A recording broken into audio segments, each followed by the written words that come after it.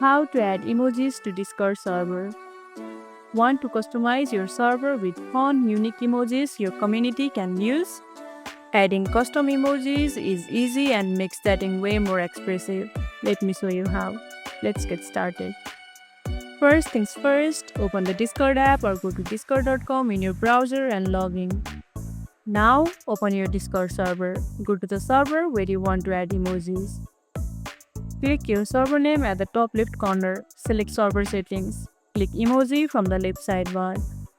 Hit the upload emoji button and select the image file you want to add. Note, emojis should be small, max 128 by 128 pixels and under 256 KB.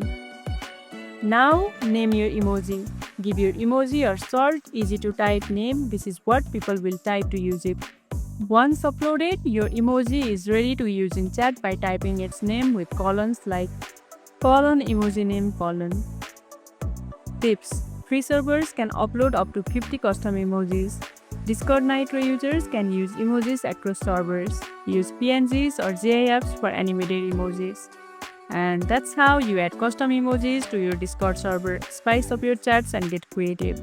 If you found this tutorial helpful, don't forget to like this video, subscribe, and tap the bell icon so you never miss an update.